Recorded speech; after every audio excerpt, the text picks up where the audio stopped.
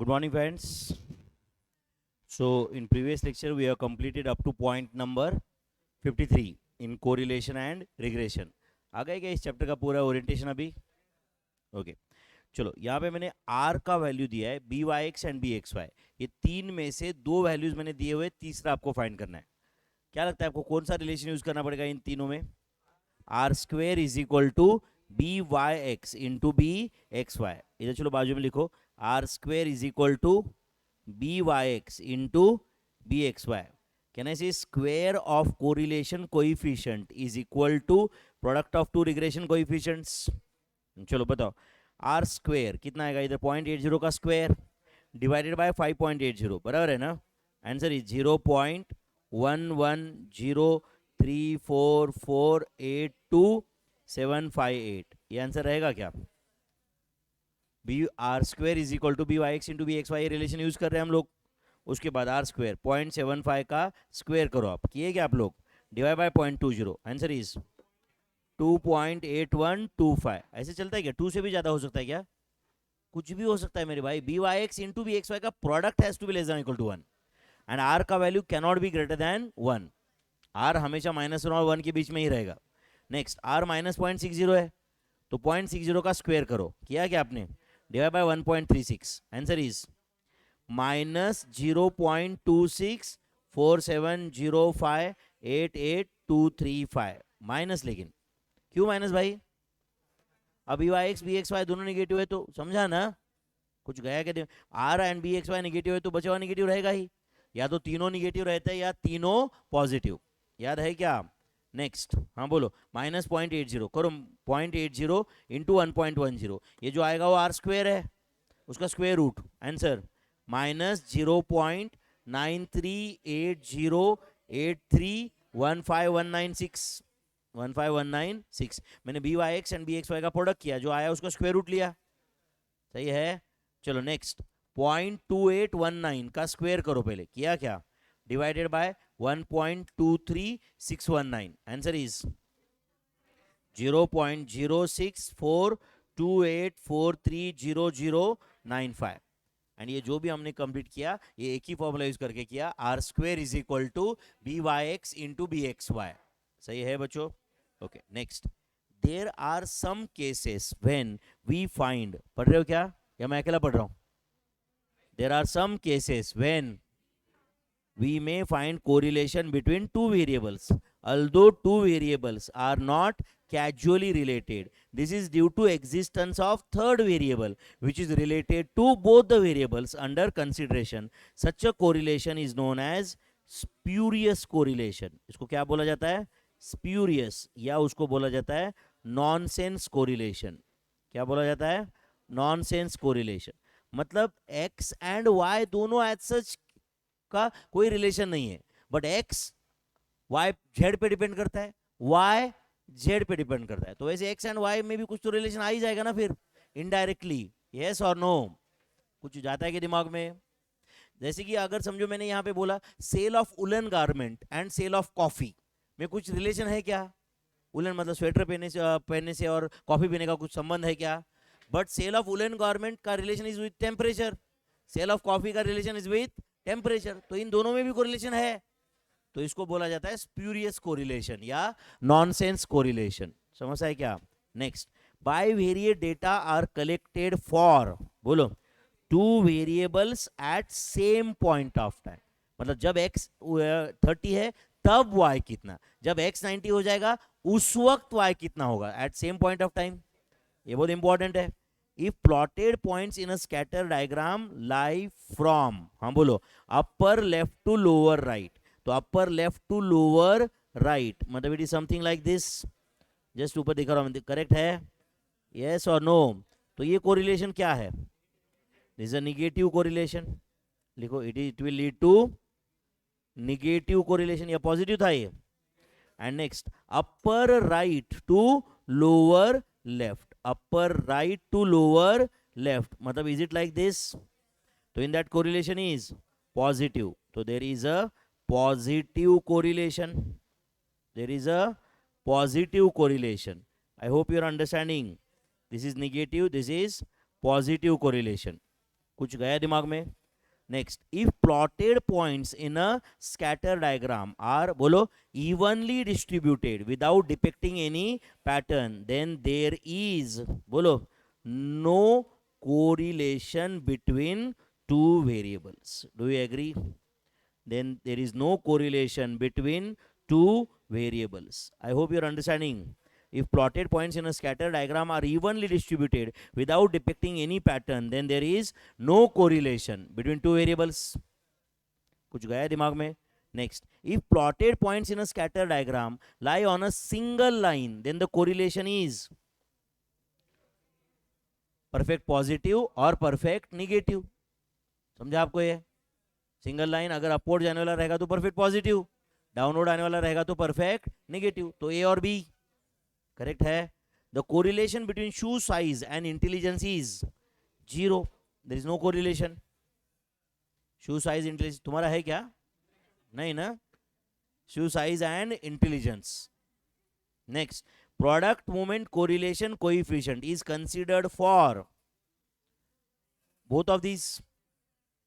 Product movement क्या कोई भी correlation coefficient helps us to, याद है क्या आपको ये? तो एक सेंटेंस लिखते हैं, r helps us to find. R helps us to find. हाँ बोलो क्या बोल रहे थे भाई? कुछ तो बोले, बोलो कुछ तो बोले, आवाज तो आई थी नेचुरल कुछ तो. R helps us to find nature of correlation as well as बोलो डिग्री ऑफ कोरिलेशन. नेचर मतलब टाइप, समझ है ना? तो आर जो है वो हमें type as well as degree दोनों बता देता है. बट जो स्कैटर डायग्राम होता है it only gives us an idea about nature, that is type of correlation. It can't give us the degree of correlation. Scatter diagram can't give exact degree of correlation. Scatter diagram से पता चलता है क्या? 0.56, 0.58, 0.82. समझता है क्या? कुछ समझता है? मुश्किल है.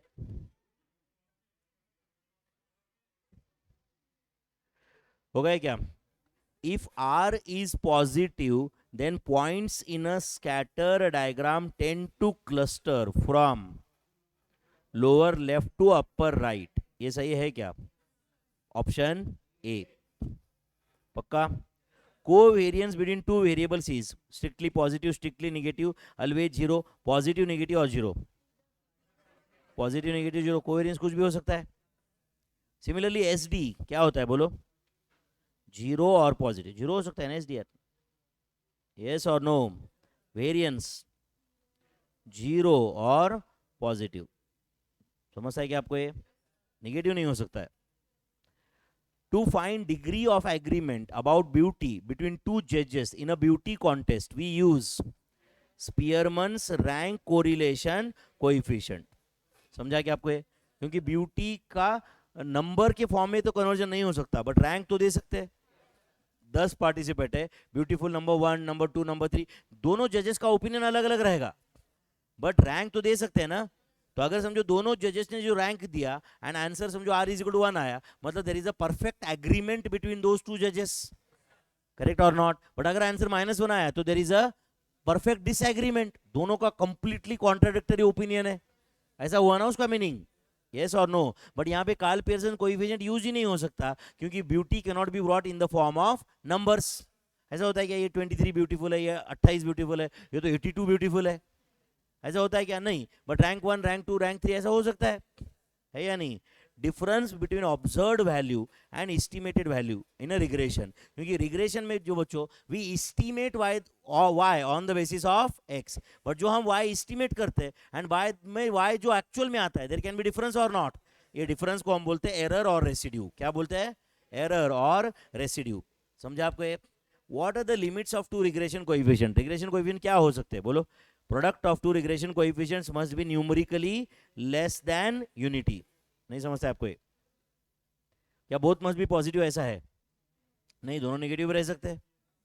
1 पॉजिटिव 1 नेगेटिव है तो गलती है. दोनों का प्रोडक्ट यूनिटी मतलब 1, दोनों का product has to be less than और equal to 1. Next, regression coefficient remain unchanged due to shift of origin, they are affected by change in scale. देखो बच्चों, ऐसा क्वेश्चन कितने सेकंड में एक मार्क देके जाएगा? Correlation coefficient between two variables is -0.90, then coefficient of determination is 0.81 r square ना यार। क्या फॉर्मूला है कोएफिशिएंट ऑफ डिटर्मिनेशन का? कोएफिशिएंट ऑफ डिटर्मिनेशन लिखो नीचे, coefficient of determination is equal to r square is equal to -0.90 का square is 0.81। 0.81, do you agree? Correlation coefficient between two variables is 0.70, then percentage of variation unaccounted, मतलब unexplained variance पूछा है, yes or no? तो बोलो unaccounted variation कितना रहेगा? बोलो unaccounted variation 1 minus r square, सही है? तो बोलो 1 minus 0.70 का स्क्वायर, तो is it 1 minus 0.49, that is 0.51, that is 51%. Option C, 1 minus r square is as good as coefficient of non-determination find करना था। Then covariance of x and y अगर 15 है, then can I say standard deviation of x into standard deviation of y must be greater than or equal to 15? नहीं समझा आपको? कैसे? अगर देखो बच्चों, r क्या होता है? Covariance divide by standard division of x into standard division of y। अगर standard division of x into standard division of y का आंसर 15 से कम आया, तो 15 डिवाइड बाय 15 से कम वाला नंबर आंसर 1 से ज्यादा होगा, जो इम्पॉसिबल है। तो r का वैल्यू जो, तो standard division of x into standard division of y क्या होना चाहिए? या तो 15 या 15 से ज्यादा। 15 रहेगा तो r 1 होगा, एंड 15 से ज्यादा होगा तो r will be less than 1। r will be less than 1। समझा क्या आपको ये? पक्का? Next, if u plus 5x is equal to 6। चलो एक मिनट, इक्वेशन बताओ मुझे क्या दिया है, बोलो। u plus is equal to 6, मतलब u इज इक्वल टू क्या आ रहा है? बोलो 6 माइनस 5x। तो x के बेस पे u कैसे लाया, समझ रहा है? चलो दूसरा इक्वेशन बताओ, बोलो 3y minus 7v is equal to 20, therefore 7v is equal to क्या रहेगा? बोलो 3y माइनस 20 रहेगा क्या? तो v इज इक्वल टू क्या रहेगा? बोलो 3/7y माइनस 20/7। तो अब बताओ यहाँ पे x को कौन से नंबर से मल्टीप्लाई हो रहा है? निगेटिव, एंड y को पॉजिटिव नंबर से मल्टीप्लाई हो रहा है। तो समझा क्या आपको ये? तो r between x and y and r between u and v will be opposite in sign, therefore r u v is equal to क्या रहेगा? बोलो आर एक्स वाई जो भी है उस पर निगेटिव साइन अप्लाई करना पड़ेगा। तो क्या रहेगा आंसर? बोलो -0.58। एंड आर एक्स वाई अगर निगेटिव रहता तो निगेटिव निगेटिव प्लस हो जाता है, साइन चेंज होगा ना इन शॉर्ट। तो बोलो क्या आंसर रहेगा? Option B. याद है क्या ये सब पढ़ा हुआ कुछ? Next, sum of squares of difference in rank given by 2 जजेस, okay, A and B, for 8 student is 21। मतलब n कितना है वो बताओ पहले। तो n 8 स्टूडेंट है ना। समेशन ऑफ डी स्क्वायर कितना है? 21। समेशन ऑफ डी स्क्वायर कितना है? 21। एंड आपको r पूछा है, स्टेट फॉर्मूला बेस्ड क्वेश्चन है। 1 minus 6 summation of d square divided by n into n square minus 1। लिख रहे हो क्या आप सब ये? बोलो answer. 1 minus 6 into summation of d square कितना है? 21। n कितना है बताओ? n 8 square minus 1 is 63। तो 1 माइनस 21 इंटू 6 कितना है ये? 126। 63 इंटू 8 इज 504। तो 1 memory plus 126 divide by 504 memory minus memory recall 0.75 plus या minus? Plus. so this is the answer। Tough था बच्चों ये। तो the answer is 0.75। next, for 10 pairs of observations number of concurrent deviations was found to be 4। मतलब c कितना है? बोलो 4। c कितना है? 4। m कितना है? n कितना है? 9 या 10?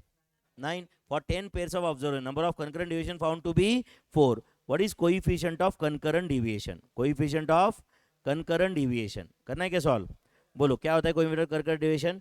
2c। c कितना है? 4 minus m divided by m, बोलो स्क्वायर रूट। अच्छा, इसका 2c minus m divide by m का आंसर पॉजिटिव है नेगेटिव है?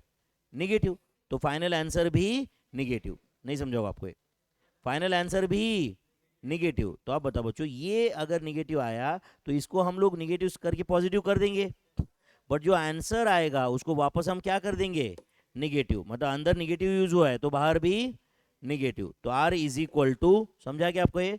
माइनस, बोलो क्या होगा ये? Minus under root 8 minus 9 1 by 9, 1 by 9, 1 by 9 का स्क्वायर रूट 1 बाय 3, तो माइनस माइनस 1 बाय 3 मतलब प्लस 1 बाय 3। यस और नो? है क्या ऑप्शन में? 0.3333 can be the answer. Do you agree? Option में है क्या 1 बाय 3 इज आंसर? नहीं समझा रहेगा? अच्छा माइनस 1, अच्छा बाहर अंदर निगेटिव यूज किया था ना, ठीक है, तो फिर माइनस ही होगा बाहर भी, बाहर पक्का निगेटिव यूज किया था ना, तो answer is minus 1 by 3, that is minus 0.3333। सही है, बराबर ना बच्चों? तो option D correct answer is option D.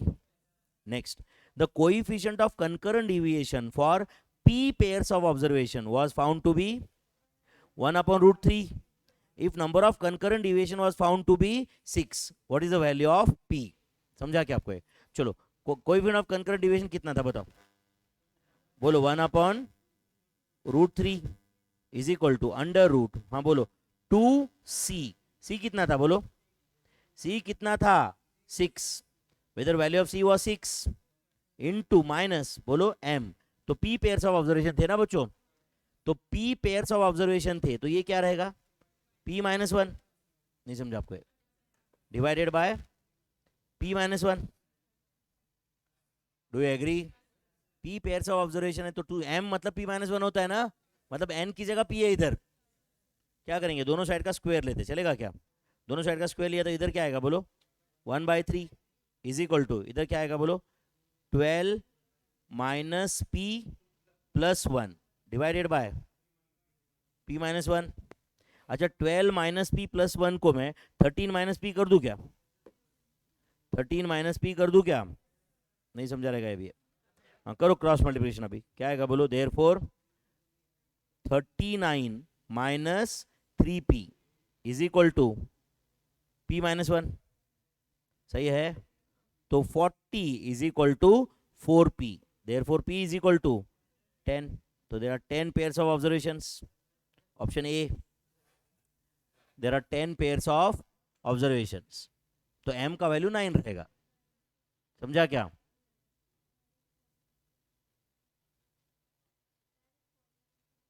तो मैं क्या किया? हाँ हाँ, ऑप्शन से, ठीक है, कर सकते हैं ना ऑप्शन से भी, एक एक ऑप्शन ट्राई करने का, बराबर ना? एंड अगर समझो 10 वो लास्ट ऑप्शन होता तो 3 बार ट्राई करने का पहले। तो हर क्वेश्चन समझ रहा है क्या? तुम करेक्ट ऑप्शन लेके बाद में चेक करते हो वो बात अलग है, समझा क्या? 3 3 बार चेक करना वो भी कोई आसान काम नहीं है ना, उससे अभी आप लोगों ने इतना बहुत लेंदी क्या? ये तो लेंदी कि आपको एक्सप्लेन करना पड़ रहा है मुझे, इसलिए taking square of both side, देखो 1 बाय रूट 3 का स्क्वायर आता है 3, इतना बताना पड़ता है मुझे, खुद करते हो तो उतना करना पड़ता है क्या? 1 बाय रूट 3 का स्क्वायर क्या होता है? क्या आता है 1 बाय रूट 3 का square? 1 by 3। Next, if y is equal to 4 plus 3x, regression line of y on x is regression line of y on x, ये regression line of y on x है, and m of x क्या है बोलो? -1, M of y। अब बताओ बच्चों, इन दोनों का पॉइंट ऑफ इंटरसेक्शन क्या होता है? x bar y bar, and इसका मतलब x bar and y bar should satisfy both the equations, तो सीधा सीधा y bar is equal to क्या होगा बोलो? 4 प्लस 3x बार। नहीं समझा आपको? x bar y bar should satisfy both the equations ना, तो 4 प्लस 3 इंटू एक्स बार कितना है बोलो? -1, तो answer is 1, option A. Two regression lines will always intersect at point x bar y bar, and point of intersection दोनों equation satisfy करता रहता है, पता है ना? तो if I put x is equal to x bar and y is equal to y bar, both the equation should be satisfied, सही है? टू रिग्रेशन लाइंस आर, दो रिग्रेशन लाइंस दिए आपको, दिख रहा है क्या? कौन से दो रिग्रेशन लाइंस बताओ? पहला रिग्रेशन लाइन कौन सा है? y is equal to 3 minus 2x ऐसे समझो। एंड दूसरा कौन सा है, x इज इक्वल टू 3/8, बराबर है ना बच्चों। x is equal to 3/8 minus 1/8 y, ऐसा कुछ है क्या, ऐसा कुछ है क्या। तो मुझे बताओ इसमें y on x on y कौन सा रहेगा, ऐसा अंदाज लग रहा है आपको।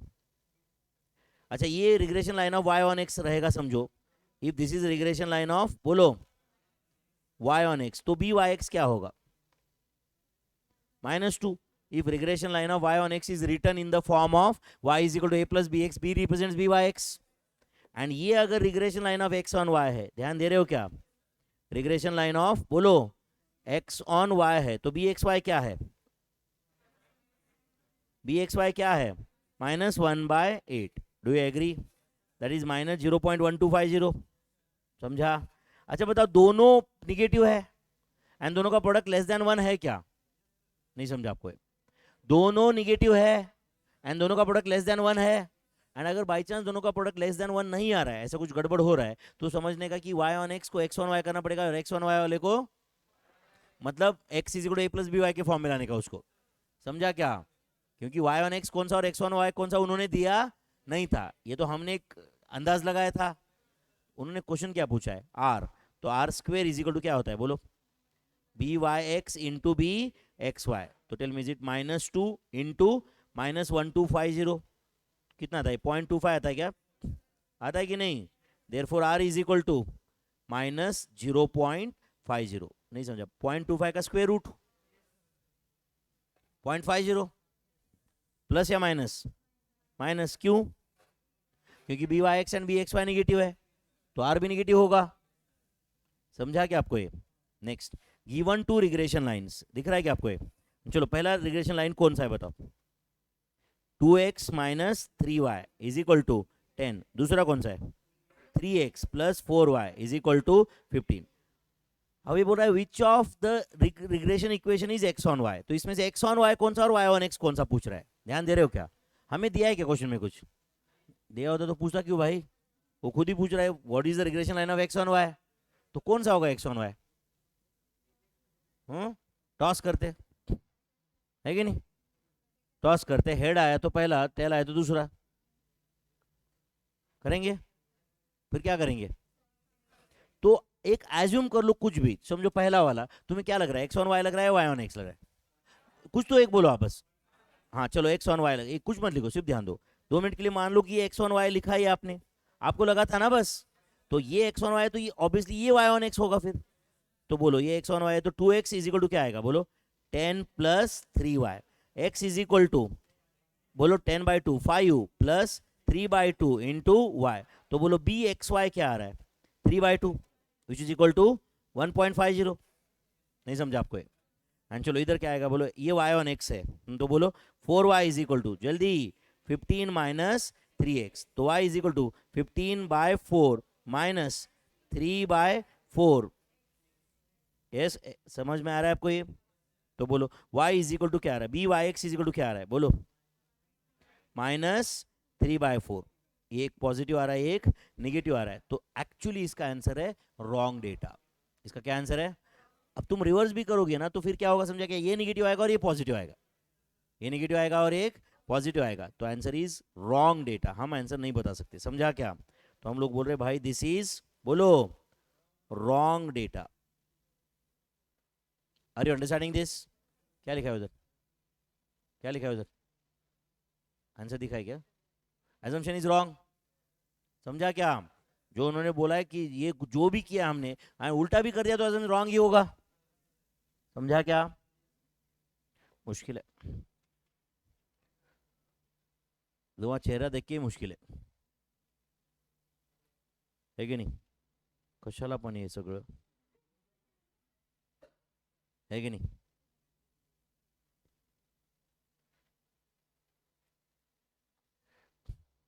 कुछ कुछ लड़कियों का तो मुझे ऐसे फ्यूचर दिख रहा है सामने, ऐसे साड़ी पहनी हुई, है कि नहीं,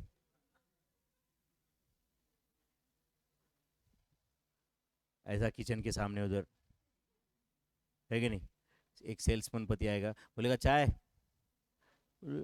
Got you.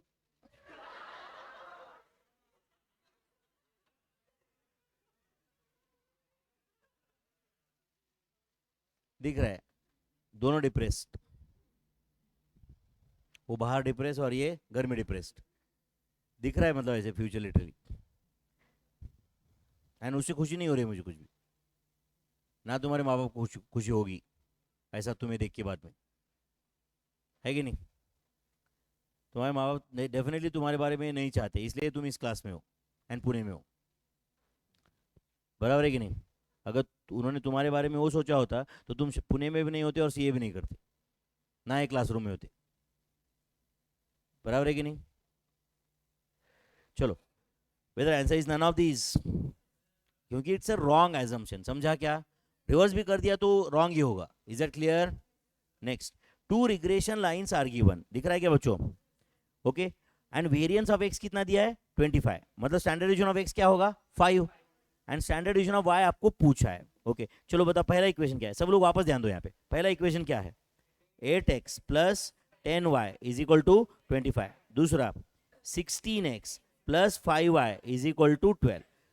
एक एजम्पशन करो कि कौन सा इसमें से y1x होगा और कौन सा x1y होगा, तुम्हें जो लगता है बताओ। पहला y1x लेंगे, तो चलो let us assume this is y1x, समझता है क्या बच्चों? तो बोलो 10y इज इक्वल टू क्या आएगा? 25 माइनस 8x, तो y इज इक्वल टू बोलो 25/10 माइनस 8/10 मतलब 0.80, तो बोलो बी वाई एक्स कितना आ रहा है जल्दी बताओ? माइनस 0.80 या 0.80? Minus 0.80, do you agree? And इसको तुम x1y एज्यूम करो, क्या बोलो? x1y, तो बोलो क्या आएगा ये? 16x is equal to 12 minus 5y, तो x is equal to 12/16 minus 5/16 का आंसर है 0.3125y। Do you agree? तो बोलो बी एक्स वाई कितना है जल्दी बताओ? माइनस 0.3125। तो देखो दोनों निगेटिव है, कोई प्रॉब्लम नहीं, दोनों का प्रोडक्ट लेस देन 1 रहा तो ये जो हमने सोचा था वो करेक्ट है। लेस देन 1 है प्रोडक्ट, यस, तो ये करेक्ट है फिर, यस और नो? तो कैन आई से आवर एजम्पशन इज करेक्ट? हमने जो सोचा था वो करेक्ट है, यस और नो? तो अब बताओ बच्चों, बी वाई एक्स वाई आ गया। एक काम करो, दोनों में से कोई भी एक फॉर्मूला यूज करो। बी एक्स वाई कितना है बोलो? माइनस 0.35 है या नहीं? उसका क्या फॉर्मूला होता है बोलो? R into standard deviation of x divided by standard deviation of y. ध्यान दे रहे हो क्या? ये समझ रहे हैं आपको? ये एक काम करो, ध्यान दे रहे हो कि यहाँ पे मुझे कैलसी पे 0.80 ले लो। 0.80 लिया क्या आपने? 0.80 लिया क्या? इंटू इंटू कर रहे हो क्या? इंटू माइनस 0.3125 करो, मतलब ये क्या है? B Y x into B x y की है ना, तो ये जो आंसर आएगा ये क्या है? आर स्क्वेयर है। आंसर आएगा वो क्या है? Are square. 0.80 इंटू 0.3125 कितना रही? 0.25 आ रहा है ना आंसर, तो वेदर आर स्क्वेयर इज 0.25, तो आर कितना बोलो? माइनस 0.50। आर कितना भाई? माइनस, नेगेटिव तो लेना पड़ेगा ना। हाँ चलो, अब इधर राइट में देखो, is it minus 0.3125 is equal to r कितना है बोलो? Minus 0.50। Standard division of x कितना है बताओ? 5, and standard division of y क्या होगा वो तो फाइंड करना है, खत्म। आ जाएगा कि नहीं standard division of y? Yes और नो? तो बोलो standard division of y is equal to बोलो क्या आएगा? Minus 0.50 into 5 divided by minus 0.3125। सही है क्या भाई? तो 0.50 इंटू 5 डिवाइड बाय 0.3125, आंसर 8। तो standard division of y is 8। आपको क्वेश्चन क्या पूछा है? Standard division of y, and अगर वेरिएंस ऑफ वाई पूछा होता तो 64। ये स्टैंडर्ड डिविजन ऑफ एक्स 5 कहां से लिखा समझा ना? वेरिएंस ऑफ एक्स 25 दिया था, तो स्टैंडर्ड डिविजन ऑफ एक्स तो 5 ही रहेगा ना। टफ।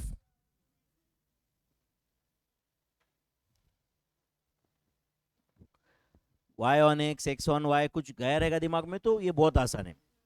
एंड एक छोटा सा टाइप भी नहीं छोड़ा मैंने ये कॉम्प्रिहेंसिव रिवीजन से कि भाई ये सिलेबस में है और इस बुक में नहीं है। समझा क्या? समझा क्या? पहले B Y x and B x Y लाए, B Y x and B x Y तो आर आएगा, एंड फिर B Y x and B x Y में से कोई भी एक फॉर्मूला यूज करो, आंसर आएगा। मैंने बी एक्स वाई का यूज किया, अब बी वाई एक्स का करो तो भी आंसर आ जाएगा। B Y x is equal to क्या आएगा? R into standard division of y divide by standard division of x, उसे भी आंसर आएगा। आर पता है and standard division of y standard division of x दोनों में से एक पता है, तो दूसरा आ ही जाएगा ना, सही है। Next variables, profit of insurance company and number of claims, profit of insurance company and number of claims में क्या कोरिलेशन होगा। देखो इस टाइप के लाखों क्वेश्चन हो सकते हैं, तो क्या करने का, एक को बढ़ा के देखने का। हाँ चलो, नंबर ऑफ क्लेम्स बढ़ा के देखो, क्लेम्स बढ़े मतलब प्रॉफिट इंश्योरेंस कंपनी को ज्यादा पैसा देना पड़ेगा, अरे क्लेम सेटल करने के लिए उनको पैसा देना पड़ता है, तो क्लेम बढ़े तो प्रॉफिट कम होगा, निगेटिव। समझा क्या आपको ये। एंड क्लेम कम रहेंगे तो, क्लेम कम रहेंगे तो क्या रहेगा, इंश्योरेंस कंपनी का प्रॉफिट ज्यादा रहेगा। समझा क्या आपको ये। Next, demand for the goods and their prices under normal circumstances. हाँ बोलो, प्राइस ज्यादा रहेगा तो डिमांड कम रहेगा, नॉर्मल सर्कम मतलब समझ है, लॉ ऑफ डिमांड क्या रहेगा फिर बोलो, negative. Next, years of education and income positive, again normal circumstances. हाँ, नहीं तो कोई तो एक आधा बोलोगे नहीं सर ये तो 50 साल पढ़ा था फिर भी कुछ नहीं कमाता, समझ रहा है क्या। नॉर्मल, नॉर्मल लोगों की बात चल रही है, मतलब तुम्हारी नहीं चल रही, बराबर ना। जितना ईयर्स ऑफ एजुकेशन ज्यादा रहेगा उतना इनकम ज्यादा रहने का चांस है, समझ रहा है क्या। Next, amount of rainfall and yield of crop positive, अब अगेन नॉर्मल सर्कमस्टेंस, अब इतना ज्यादा भी हुआ कि पूरा, समझ रहा है ना, क्रॉप बह के चला गया, समझ रहा है ना, तो ये वर्क नहीं करेगा ना यार।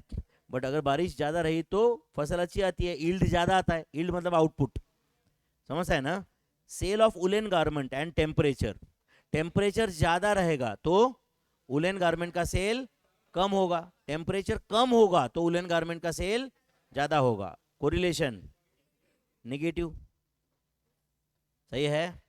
तो इस टाइप का कोई भी क्वेश्चन आए तो थोड़ा अंदाज लगा पाओगे ना। Next, for a bivariate data, दिख रहा है क्या आपको ये, चलो बोलो एक्स के क्या क्या वैल्यूज है जल्दी बताओ, 20, 21, 22, वाई के वैल्यूज 5, 4, 3, क्लियरली दिख रहा है एक्स बढ़ रहा है वाई कम हो रहा है, आंसर माइनस होना है, उसी स्पीड से कम हो रहा है, नहीं समझ रहा है आपको ये? फिर भी सॉल्व करके देखो आंसर आएगा, समझा क्या। काम करेंगे फिर भी सेफर साइड सॉल्व कर लेते, करेगा क्या। 3 ऑब्जर्वेशन है ना, कौन सा कोरिलेशन फाइंड करेंगे, कुछ नहीं बोला तो क्या फाइंड करने का, कार्ल पियर्सन, चलो बोलो फटाफट बोलो। R is equal to summation of x Y, बताओ जल्दी बताओ, summation of x Y 100 plus 84 plus 66 is it 250 divided by 3, X bar बताओ 21, वाई बार कितना 4, सही है क्या, divided by under root summation of X square बताओ,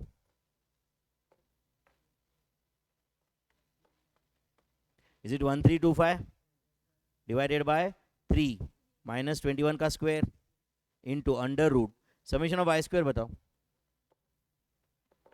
is it 50 divide by 3 minus 4 का स्क्वायर, सही है क्या भाई।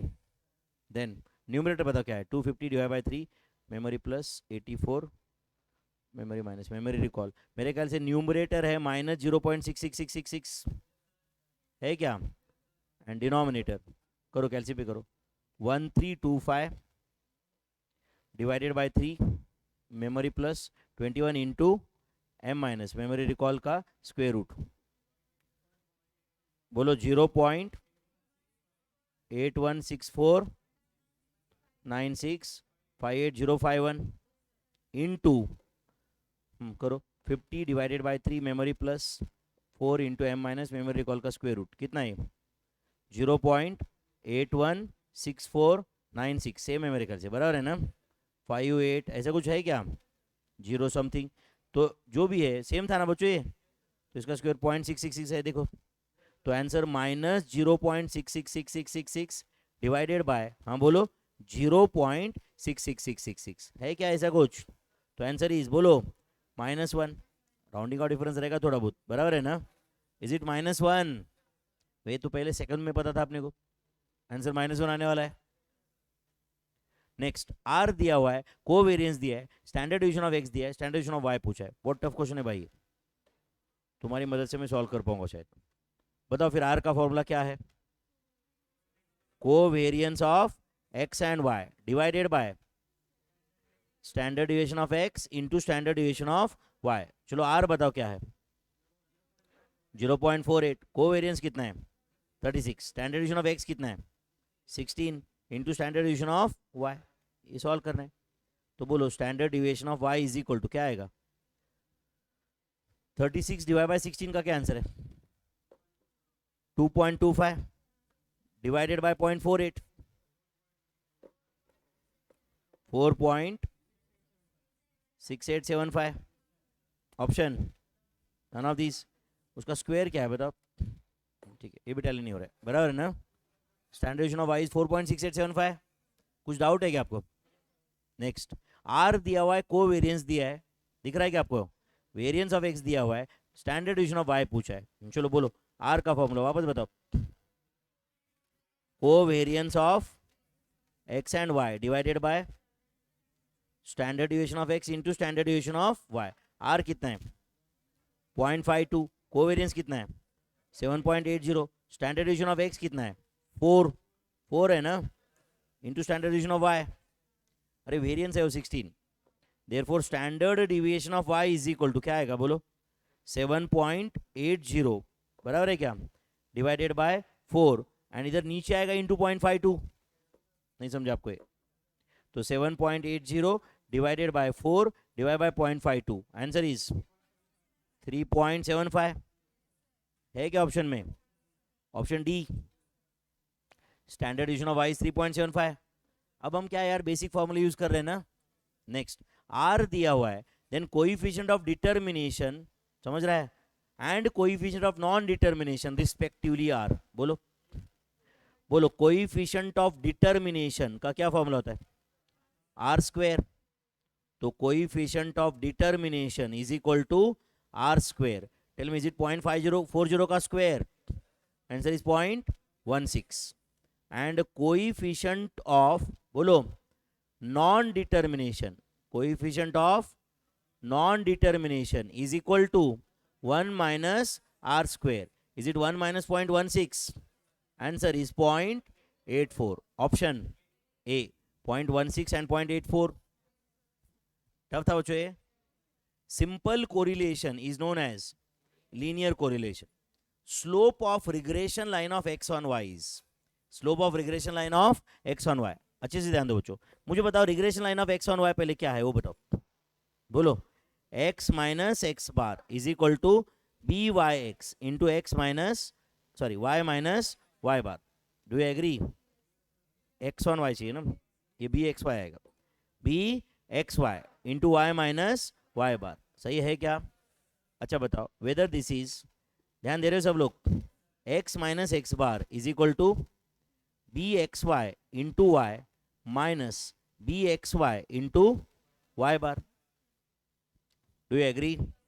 अब बताओ is it x minus B x Y into Y is equal to क्या रहेगा बोलो, x bar minus B x Y into Y bar, सही है। अच्छा मैं आपको लग रहा है क्या कर रहे हो एग्जैक्टली मैंने इक्वेशन को ax प्लस बी वाई के फॉर्म में लाया है। ax मतलब ये 1x है ना, plus b y is equal to ये जो राइट हैंड साइड में है ये तो पूरा कांस्टेंट ही रहेगा ना, ये तो सारे नंबर्स रहेंगे। नहीं समझा आपको, अरे जिसके अंदर x एंड y नहीं है वो सब कांस्टेंट रहता है। अब बताओ क्या फॉर्मूला है स्लोप ऑफ द लाइन का, माइनस ए बाई बी। नहीं समझा आपको, what is slope of the line ax plus b y plus c is equal to 0, minus a by b. तो माइनस ए का वैल्यू कितना है बोलो, ए का 1 एंड बी का कितना है बोलो माइनस बी एक्स वाई। नहीं समझा आपको, तो आंसर क्या है बोलो 1 upon b x y, 1 upon b x y, option c. नहीं समझा रहेगा। अब इक्वेशन का भी कंसेप्ट याद करना पड़ेगा ना इसके लिए। क्या इक्वेशन था स्लोप ऑफ द लाइन का, ax plus b y plus c is equal to 0 का स्लोप क्या था माइनस ए बाई बी, सही है। चलो next, slope of the regression line of y on x। बोलो regression line of y on x क्या होता है बताओ, y minus Y bar is equal to B Y x into x minus x bar. बोलो y minus Y bar is equal to B Y x into x minus B Y x into X bar. तो x and y वाले terms एक side में ले लो, ले रहे हो क्या आप, बोलो क्या रहेगा, b Y x into x minus y is equal to B Y x x bar minus Y bar. नहीं समझा आपको? अच्छा बताओ वेदर दिस इक्वेशन इज, अभी फाइनल इक्वेशन ऐसे दिख रहा है क्या, b Y x x minus 1y is equal to, बोलो, B Y x x bar minus Y bar. ये राइट हैंड साइड में जो है वो तो कांस्टेंट है। Whether the question is in the form of a x plus b y, तो बोलो स्लोप का minus a by b formula apply करो, माइनस ए कितना है बताओ, b Y x, and b कितना है बोलो, -1। तो आंसर क्या है बोलो, बी वाई एक्स। तो slope of the line is b Y x, option b. समझा क्या आपको ये? Option b. कौन सा फॉर्मूला यूज किया हम लोग यहां पे बताओ, slope of the line, slope of the line बोलो, p x plus q y plus r is equal to 0 is minus p by q. ये कंसेप्ट यूज किए, समझा क्या आपको ये? तो पहले हम इक्वेशन को a x plus b y plus c के फॉर्म में लाए, बराबर है, and minus a by b, मतलब यही इस फॉर्मेट में लाए, and answer minus p by q है। तो बोलते हो तो एक्स प्लस बी वाई बोलता है, लिखता है p x plus q y. Problem है क्या इसमें यार कुछ? Slope minus p by q ही रहेगा ना इस इक्वेशन का। Next, r x y is equal to r y x, correct और रॉन्ग? करेक्ट। क्यों? दोनों is equal to correlation coefficient between x and y. अब बिटवीन एक्स एंड वाई बोलो या बिटवीन y and x बोलो, it's one and the same. byx is always same as bxy, wrong, कोई संबंध नहीं। byx regression कोई भी ना y on x होता है, दूसरा x on y। By chance same आया तो आ सकता है कभी, बट कोई सेम रहता नहीं है, बट ये तो ऑलवेज सेम बोल रहा है, तो it's wrong. Next, covariance measures बोलो joint variation between two variables x and y, and जो वेरिएंस होता है वो खुद के साथ ही वेरिएंस देखता है। Next, Karl Pearson product moment correlation coefficient का ये फॉर्मूला सही है क्या, चेक करो। कर लिया स्कैन? ऐसे आंखों से स्कैन कर लिए क्या? करेक्ट ही रहेगा, अब इतना तुमने लिखा है तो, है कि नहीं? कहाँ चेक करेंगे इतना यार? सर फुल रिस्पेक्ट है सर, आप है ना, बराबर है ना, करेक्ट है sir. Summation of x y divide by small n minus x bar y bar, नीचे स्टैंडर्ड डिवीजन ऑफ एक्स का formula, standard division of y का फॉर्मूला सही है क्या? एंड देखो आर का ये भी फॉर्मूला है, समझता है क्या आपको? कहाँ से लाया ये फॉर्मूला, दिख रहा है क्या? देखो ये जो है वो covariance of x and y, सिर्फ डिवाइड बाय स्मॉल एन नहीं लिखा मैंने, एंड ये स्टैंडर्ड डिवीजन ऑफ एक्स का फॉर्मूला है, सिर्फ डिवाइड बाय एन नहीं लिखा, इधर भी डिवाइड बाय एन नहीं लिखा, डिवाइड एंड अंडर रूट दो बार है, मतलब एक बार कैंसिल हो गया न्यूमरेटर के साथ। नहीं समझा आपको? एन कैंसिल हो गया, तो इसको कभी कभी वो ऐसे भी लिखते हैं कि आर का formula is summation of capital x into capital y divided by under root summation of capital x square into under root summation of capital y square, where x is equal to x minus x bar and capital y is y minus Y bar. यही formula है ना? लिख रहे हो क्या आप? ये लिख रहे हो क्या? बस, एंड यहाँ पे स्पीयरमैन्स रैंक कोरिलेशन कोएफिशिएंट का जस्ट फॉर्मूला लिखो। आप लिखोगे क्या ये 90 में? बस फॉर्मूले हम वापस लिख रहे हैं एंड में। सेकंड बताओ स्पीयरमैन्स का फॉर्मूला, इसको दो पार्ट में डिवाइड करते, चलेगा क्या? कौन से दो part? Without tie, with tie, already लिखा है, क्वेश्चन सॉल्व करके हुआ है, सब हो चुका है। बोलो विदाउट टाई वाला बताओ formula, 1 minus 6 summation of d square n into n square minus 1, and with tie 1 minus 6 summation of d square plus summation of t cube minus t divided by 12 divided by n into n square minus 1, and ये पूरा एक bracket में डाल दो। सही है? ये with tie का फॉर्मूला था, where what is d what is n बहुत बार हो गया लिखिए। अभी कोएफिशिएंट ऑफ कंकरेंट डिविएशन का फॉर्मूला बताओ, प्लस और माइनस अंडर रूट प्लस और minus 2c minus m divided by m, where c is number of concurrent deviations and m is equal to n minus one, m is equal to n minus one. समझा सबको ये? This was coefficient of concurrent deviation.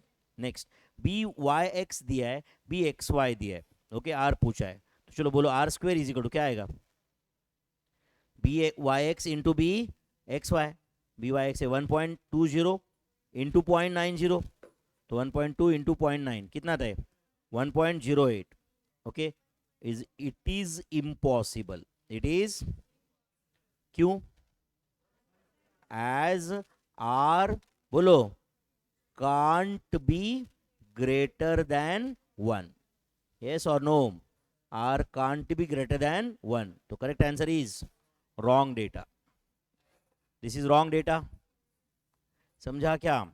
Next x बार दिया है, y बार दिया है, standard division of x दिया है, standard division of y दिया है, r दिया है, find regression line of y on x। Tough question ना, what is regression line of y on x बोलो, तो equation of regression line of y on x is y minus y bar is equal to byx into x minus x bar। अच्छा मुझे honestly बताओ, अब exam में क्या लिखते बैठने वाले क्या हम लोग, डायरेक्ट फॉर्मूला ही लिखेंगे, डायरेक्ट आंसर ही लाएंगे ना हम लोग।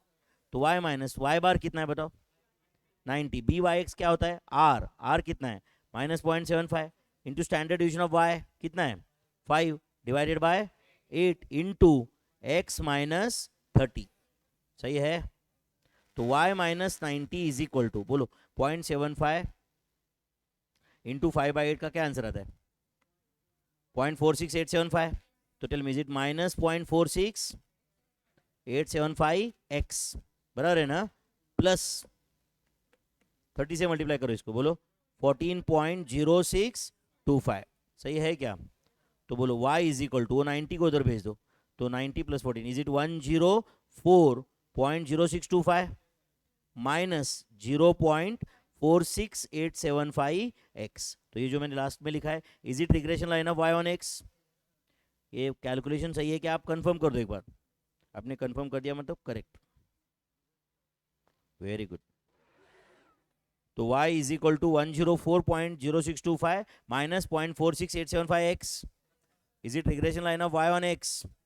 next summation of x minus x bar into y minus y bar दिया है, n3 दिया है एंड कोवेरियंस पूछा है, तो दूसरा फॉर्मूला काम में आएगा अभी, याद है क्या, covariance of x and y का क्या फॉर्मूला है, summation of x minus x bar into y minus y bar divided by small n, answer is 30 divided by 3, answer is 10। Wrong data क्या फिर, कोवेरियंस कुछ भी हो सकता है भाई, yes or no, covariance is 10। next covariance of x and y is 36, standard deviation of x is 9, standard deviation of y is 4, then r is equal to, ये तो बहुत ही टफ है भाई, r is equal to क्या formula है, covariance of x and y divided by standard deviation of x into standard deviation of y, covariance कितना है 36 divided by 9 into 4, तो 36 divided by 36, answer is 1 plus और minus 1 plus, कोई doubt ही नहीं, covariance positive तो r भी positive. Next dash is also known as measure of association between two variables, obviously correlation coefficient is also known as measure of association, yes और no, is measure of association between two variables. Dash is the best method to obtain correlation coefficient, Karl Pearson's product movement correlation coefficient, Carl Pearson's product movement correlation coefficient is the best method to obtain correlation coefficient। next if regression line of y on x is दिया हुआ है y on x, दिख रहा है क्या आपको ये, तो इसको किस फॉर्म में लाऊं मैं अभी, y is equal to a plus bx, तो बोलो इक्वेशन क्या दिया पहले एज इट इज बताओ, 3x plus 8y is equal to 13y minus 63x plus 103, सारे y वाले टर्म लेफ्ट में लेके आओ, बोलो 8y minus 13y is it minus 5y is equal to बोलो 103 माइनस 66x, सही है, बोलो दोनों साइड को -5 से मल्टीप्लाई करो तो क्या आएगा, y is equal to -103 by 5 plus 66 by 5x. Whether the question has come in the form of y is equal to a plus bx. तो b का वैल्यू क्या आया बोलो, b का वैल्यू क्या आया 66 by 5 and b का value is nothing but it is b by x. तो 66 by 5 आंसर is 13.20. तो b by x का वैल्यू है 13.20. टफ था. If regression line, बोलो मेरे साथ, if regression line of y on x is written in the form of y is equal to a plus bx के form में लिखा क्या हमने, then बोलो b represents b yx. And if regression line of x on y is written in the form of x is equal to a plus by, then b represents bxy. b represents bxy. Next, if regression line of x on y is, if regression line of बोलो x on y, find bxy. तो इसको कौन से form में लाएंगे अभी, x is equal to a plus by. तो पहले तो as it is इक्वेशन बताओ, 16x minus y is equal to 93x minus 21y plus 83. हम चलो बोलो सब लेफ्ट में लेके आओ. पहले 16x minus 93x minus 77x is equal to 83 as it is, minus 20y है क्या, minus 21 plus y. दोनों साइड को minus 77 से डिवाइड करो तो x is equal to minus 83 by 77 plus 20 by 77 y. Therefore bxy is equal to 20 by 77. 20 by 77. Answer is 0.2597402594 approximately. बराबर है. Is bxy. If regression line of x on y is written in the form of x is equal to a plus by, b represents bxy. Next, r दिया हुआ है, byx दिया हुआ है, दिख रहा है क्या, bxy पूछा है, कौन सा फॉर्मूला यूज करेंगे भाई, r square is equal to byx into bxy. तो bxy पूछा है ना आपको, is equal to r square divided by byx. Do you agree. बताओ r स्क्वेयर कितना है बोलो, माइनस 0.63812 का स्क्वेयर डिवाइडेड बाय माइनस 1.36822. तो 0.63812 का स्क्वेयर करो डिवाइडेड बाय 1.36822. सही है बच्चों. Tell me whether answer is minus 0.2976108625 do you agree. Next, correlation between temperature of the city and sale of cold drinks is, temperature बढ़ेगा तो cold drink का sale बढ़ेगा, टेम्परेचर कम होगा तो कोल्ड ड्रिंक का सेल कम होगा. तो there is a positive correlation. There is a positive correlation. समझा बच्चों, पक्का. तो ये चैप्टर में मजा आया क्या या डिप्रेशन आया, मजा आया ना. बोलिए यस सर में तो अपना स्पेशलिटी है कि नहीं, कुछ भी बोलो.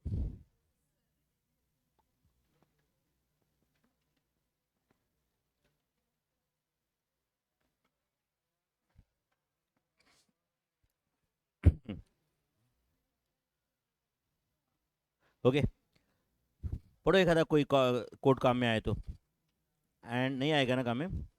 And it all began with a small win. इसका क्या मीनिंग है.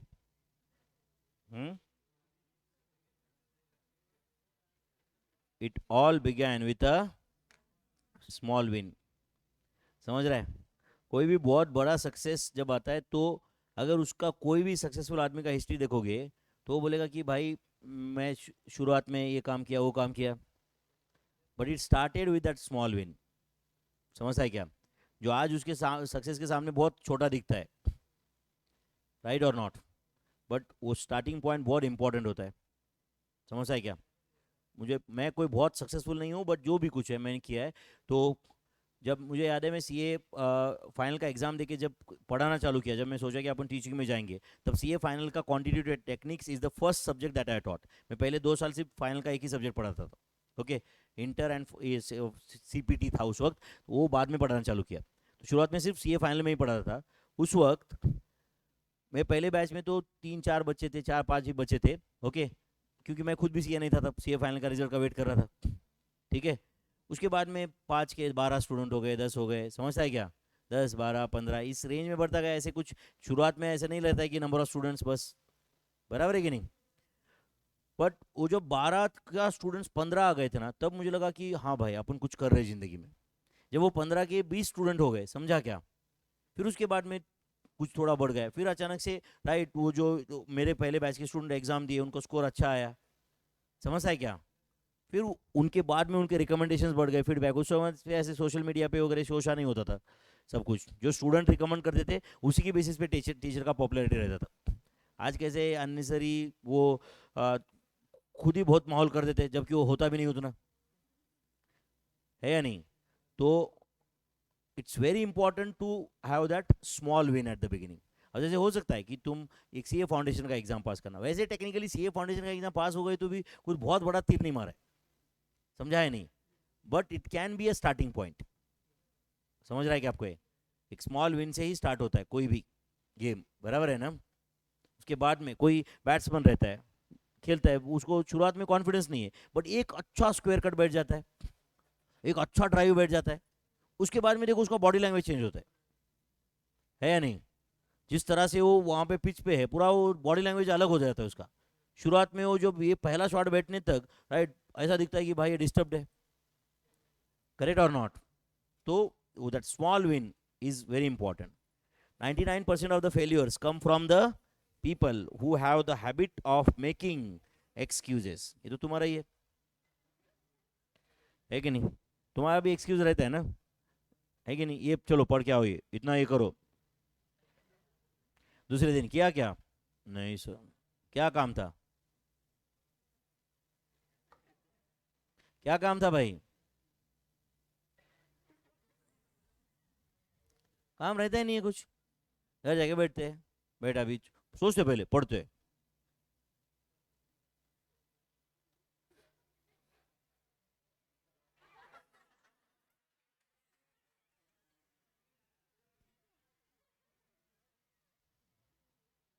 आधा घंटा हो गया।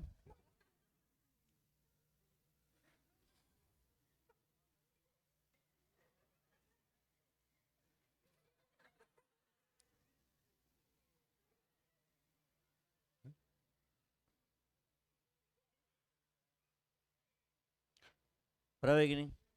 लड़की रहेगी तो 50 फोटो निकाल के देखेगी सेल्फी, बराबर है कि नहीं। ये फिल्टर वो फिल्टर, बराबर है कि नहीं। कि जैसे अचीवमेंट है, वो नील आर्मस्ट्रांग जब चांद पे गया ना तभी उसने एक फोटो निकाला रहेगा, बट लड़की बाथरूम में 50 फोटो निकलती है कि नहीं। ऐसा इधर है कि नहीं। एक आधा अच्छा मिरर, बड़ा मिरर दिख गया कि कम से कम 50 फोटो, है कि नहीं। वो चांद पे जाके उसने एक फोटो भी खींचा नहीं रहेगा, बराबर है कि नहीं। फिर वापस थोड़ी देर के बाद मोबाइल रखने का, फिर वापस सोचने का, वो थक गए भाई, बराबर है कि नहीं। खाना खाने जाते हैं अभी, एंड कुछ नहीं, फिर वापस वही दूसरे दिन क्लास में आया तो आया, नहीं आया तो, या बाई चांस आ गए तो बोर हो रहा है सर, वो एक चैप्टर वो कब लोगे सर, वो रहेगा भाई तुझे आता क्या है कि नहीं। इसका नाम, इसको क्या बोलते हैं, एक्सक्यूज, समझता है क्या। इस प्रोसेस को बोलते हैं एक्सक्यूज। हर चीज में अपने पास एक्सक्यूज है बस, है या नहीं। वो एक्सक्यूज से दुनिया नहीं चलती है, समझता है क्या आपको। एक्सक्यूज से दुनिया नहीं ऐसा क्या। And it's not how we start, it is very important how we complete, समझता है क्या। हाउ वी स्टार्ट ये कम इंपॉर्टेंट है, नो डाउट स्टार्ट इंपॉर्टेंट है, but how we complete is very important. Start कोई भी करता है बराबर, समझता है क्या। शुरुआत में सब जोश में रहते, कैसे अपन एंड तक वो पेशेंस रख के कंप्लीट कर पाते, वो मैटर करता है, समझता है क्या आपको। कैसे वो पेशेंस रख के, अब कल इंटर का क्लास चालू किया मैंने, वो कुछ तो सामने से आवाज़ आ रहा था बहुत कुछ, मैं बोला जो भी है अपन आज 7:20 7:15 तक पढ़ना ही है, कुछ भी करो, समझा क्या। थोड़ी देर के बाद हो गया, नॉर्मल हो गया, बहुत अच्छा पढ़ा है, 2 3 क्वेश्चंस बहुत ज़बरदस्त सॉल्व किए प्रोसेस कॉस्टिंग के। अल्टीमेटली सबको क्या लगा, हाँ भाई बहुत अच्छा गया है भाई, लोगों ने छुट्टी दिया, ये कर दिया वो कर दिया, ये सर ने अपना कम से कम आज 2 घंटे 3 2.5 घंटे कुछ तो काम मिला है, अपना नॉलेज बढ़ गया। It's how we complete is very important, समझ आ गया? कुछ लोगों को लगता है कि नहीं सर आप बहुत स्लो हो पढ़ाते हो, ये है इतना चैप्टर रहेगा। मेरे भाई मैं कभी बोला क्या मैं आपको एंड तक कुछ, हाउ वी कंप्लीट, अपन एंड लास्ट डे को आपको यही दिखेगा कि भाई ये आदमी ने चैप्टर 1 में भी उसका यही स्पीड था जो लास्ट चैप्टर में था। समझा है नहीं? ऐसा कुछ तो बता दिया खत्म हो गया, कोई पॉइंट नहीं ना, है या नहीं? तुम्हें समझ रहा है क्या, वो इंपॉर्टेंट है ना। मैंने कंप्लीट किया है नहीं, कब कंप्लीट किया, वो exam as per as right वो टाइम पे हो रहा है, करेक्ट, जहाँ भी तुम पढ़ सकते हो, करेक्ट है, वो मैटर करता है या नहीं? अदरवाइज नहीं करना है, एक्सक्यूज वो तो हमारे पास हमेशा है ना। घर वाले बोले भाई क्यों फेल हुआ, पेपर ही टफ था, फिर वो बाकी कैसे पास हो गए, अरे नहीं वो क्लास खराब था, भाई वो भी उसी क्लास में थे, नहीं बट हमको पढ़ाता था वो बहुत बोर इंसान था, समजताय क्या? पेपरच्या दिवशी कसं तरी झालं, नको नको वाटलं, स्टँडर्ड बहाणे, है की नाही? माइंड ब्लॉक झालं, काय झालं, माइंड ब्लॉक झालं आणि मग नको नको वाटलं, है की नहीं? ओके एनीवे चलो करेंगे नेक्स्ट चैप्टर स्टार्ट। ओके चलो नेक्स्ट चैप्टर पेज 246 पे आएगा आप लोग, पेज 246 क्या चैप्टर है बताओ? प्रोबेबिलिटी। करेंगे क्या बच्चों स्टार्ट? प्रोबेबिलिटी, चलो what is probability? Probability is the, लिखो चलो, probability is the possibility, probability is the possibility और चांस ऑफ हैपनिंग और नॉन हैपनिंग, आप लिख रहे हो साथ में ही बच्चों, हैपनिंग और non happening of any event. Probability is the chance और पॉसिबिलिटी ऑफ हैपनिंग और non happening of any event. Classical definition of probability क्या है? क्लासिकल डेफिनेशन बोलो, number of outcomes, number of outcomes in favour. अच्छा number of outcomes in favour का meaning क्या होता है? जो क्वेश्चन में पूछा है, बराबर है ना, उसके फेवर में क्या आउटकम है, समझा ना? अगर आपको पूछा 5 कॉइन्स और tossed, what is probability of getting 3 heads, तो 5 में से 3 हेड्स है, ये आउटकम इन फेवर है, जबकि टोटल पॉसिबल आउटकम्स कितने हैं वो डिनोमिनेटर रहेगा, तो डिनोमिनेटर क्या रहेगा बोलो? नंबर ऑफ, बोलो all possible, number of all possible equally likely outcomes, number of all possible बोलो इक्वली लाइकली आउटकम्स।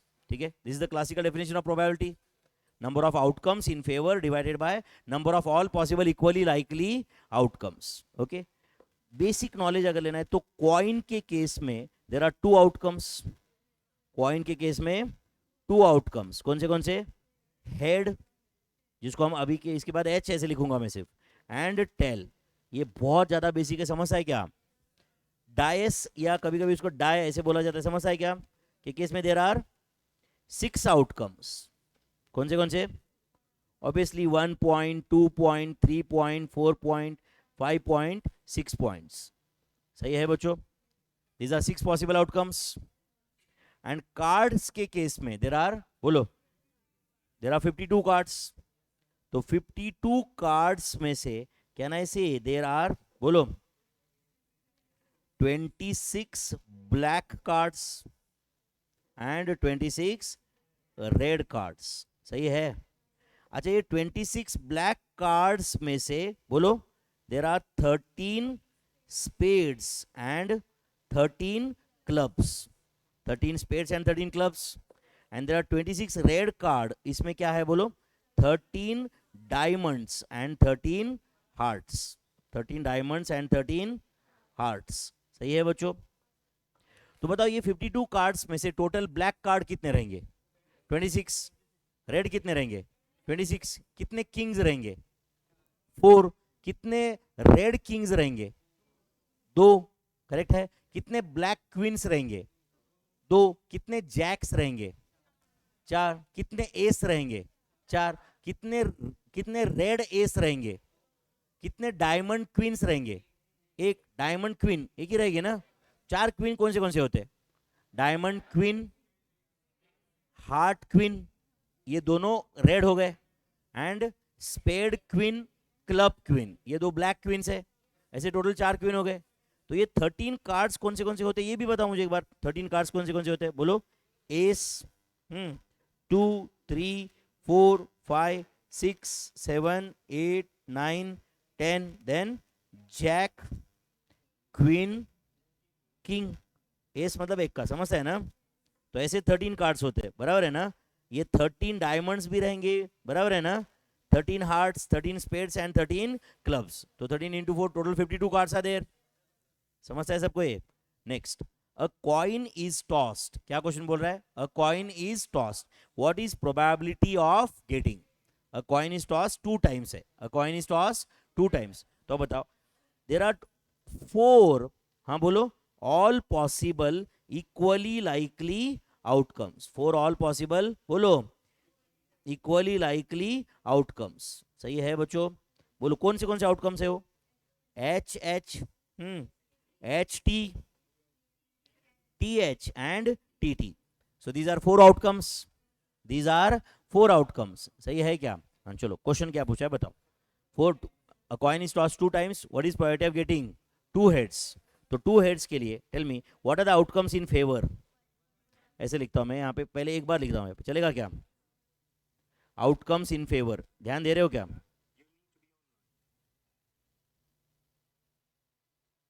ओके चलो बोलो, आउटकम्स इन फेवर, ऐसे मैं लिखता हूं यहाँ पे, चलेगा क्या?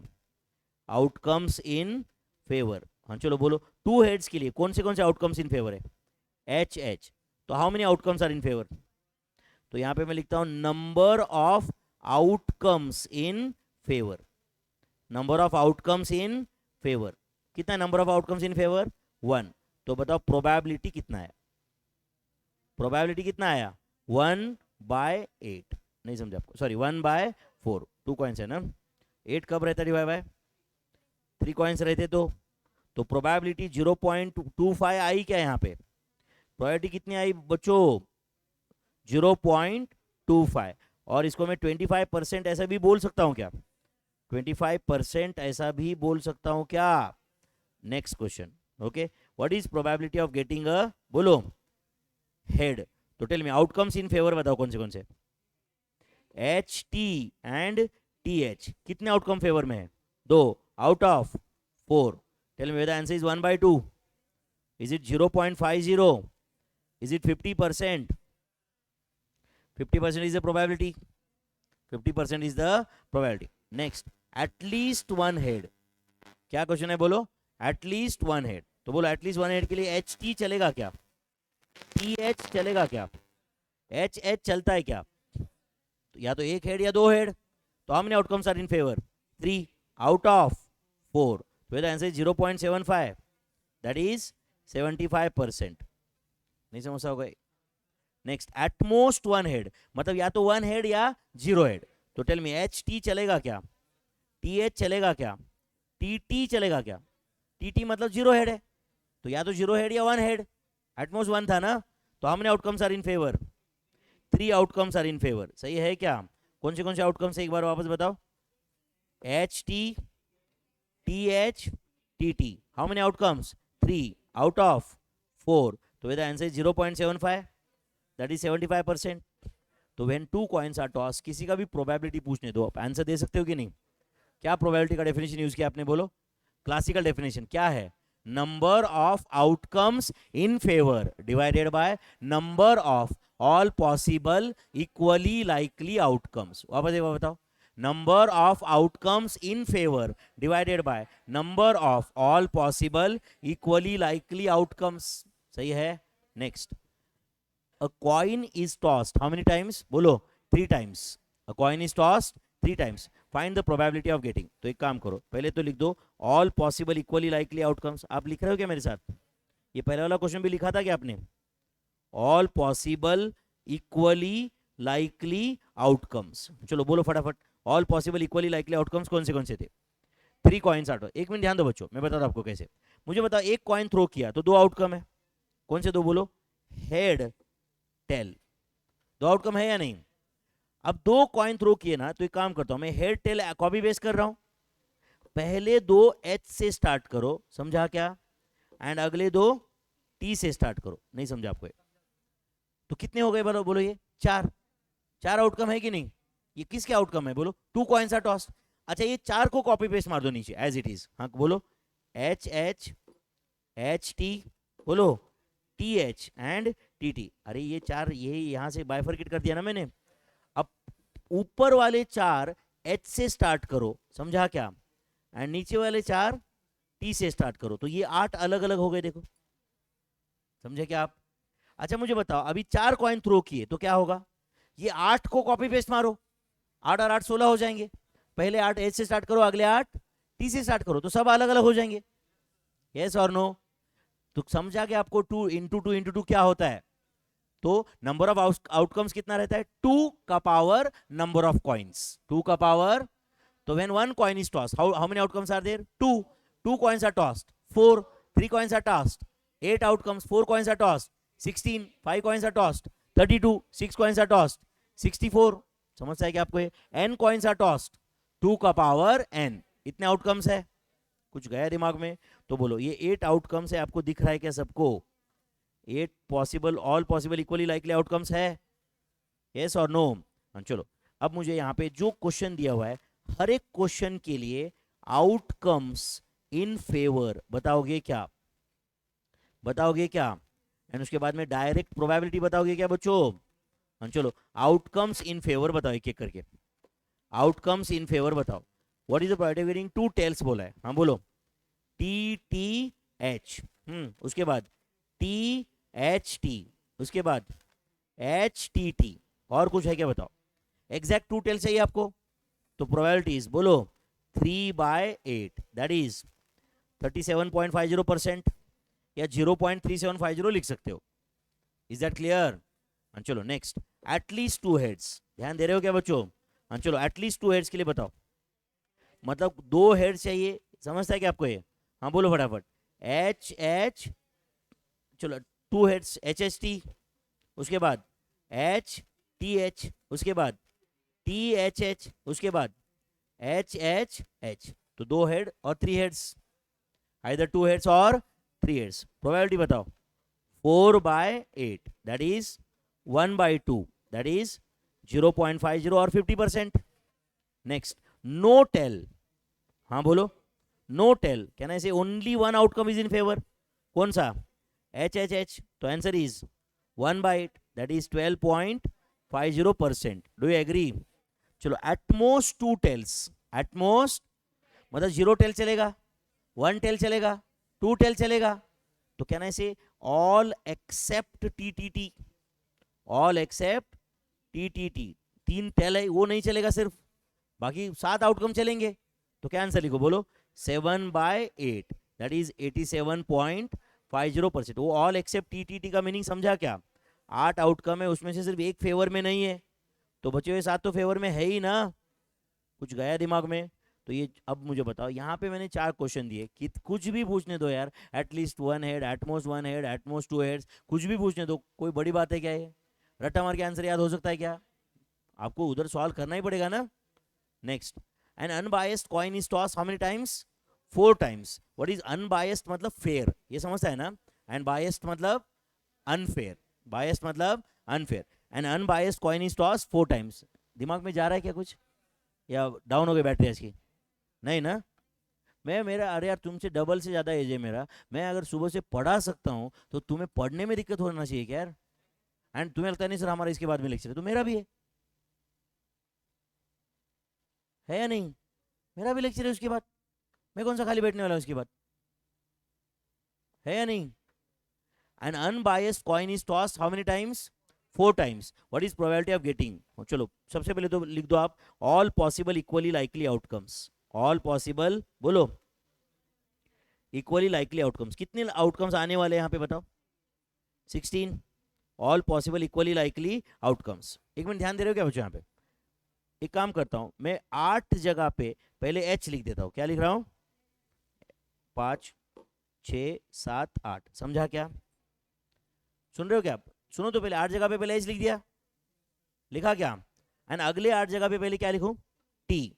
टी 2 3 4 5, कितना? और एक ना, और एक क्या? हो गए क्या? तो ये टोटल 16 हो रहे हैं, 8 H लिखा 8 T लिखा, समझा क्या? अच्छा सुनो ध्यान से, ध्यान दे रहे हो क्या? ये पहले 8 H है दिख रहा है क्या आपको ये? अब इसके सामने क्या, अभी ऐसे समझो कि 3 कॉइन्स आर टॉस्ड वाले 8 आउटकम है कि नहीं? 3 कॉइन्स वाले टॉस वाले 8 आउटकम है कि नहीं? वो 8 आउटकम्स कौन से बताओ?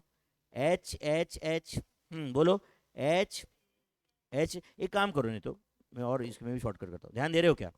ये पहले, अब वो T वाले मत देखो, H स्टार्ट करने वाले, उसमें से पहले 4 को H से स्टार्ट करो, अगले 4 को T लिखो, समझा क्या?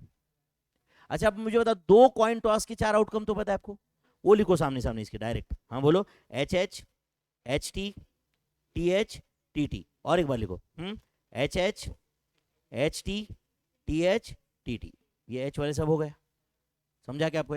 अब दोनों ये टी टी टी वाले 8 है कि नहीं, उसमें पहले 4 एच से स्टार्ट करो, समझा क्या? एंड अगले 4 में टी ले लो, समझा क्या आपको? एंड चलो 2 कॉइन्स आर टॉस, 2 कॉइन्स के 4 आउटकम बताओ, जल्दी बताओ। H H H T H T T, और एक बार लिखो, H H T H T, तो ये 16 हो गए, समझा क्या? बाई चांस कभी लिखने की नौबत पड़ी तो ऐसे समझता है कि आपको ये, क्योंकि ऐसे एक एक एक एक याद करके लिखो, फिर सुधरता नहीं थोड़ी देर के बाद कुछ, क्या लिया और क्या नहीं लिया। एक पैटर्न तो फॉलो करना ही पड़ेगा आपको, है या नहीं? मैं ये नहीं बोल रहा हूँ कि यही पैटर्न रहेगा, और कुछ पैटर्न रहेगा आपका, बट जो भी है एक पैटर्न में तो जाना पड़ेगा आपको, तभी वो 16 मिलेंगे एग्जैक्ट कौन से। ऐसे रैंडमली कौन सा रहेगा क्या रहेगा, एग्जाम में तो सुधरता नहीं कुछ, यहाँ पे एक आध बार सुधरेगा भी, क्योंकि यहाँ पे आप तुमको मालूम है कन्फर्म सर्स आते हैं इधर, है या नहीं? ओके, तो ये 16 आउटकम दिखे क्या आपको? चलो पहला क्वेश्चन क्या है बताओ, पहला क्वेश्चन क्या है बताओ भाई? 2 हेड्स, तो सबसे पहले तो मुझे बताओ 2 हेड्स के लिए आउटकम्स इन फेवर कौन से जल्दी बताओ। अब देखो यहाँ पे मैं लिख रहा हूँ आपको समझाने के लिए, मुझे बताओ एग्जाम में मैं क्या आउटकम्स इन फेवर लिखूंगा क्या यार? वो तो डायरेक्ट विजुअलाइज करके काउंट करूंगा ना मैं। हाँ बोलो कैसे आएगा आउटकम्स इन फेवर 2 हेड वाले कौन से बताओ? हाँ चलो एटलीस्ट इस क्वेश्चन के लिए बताओ। हाँ, H H T T, then H T, then H T H, सही है।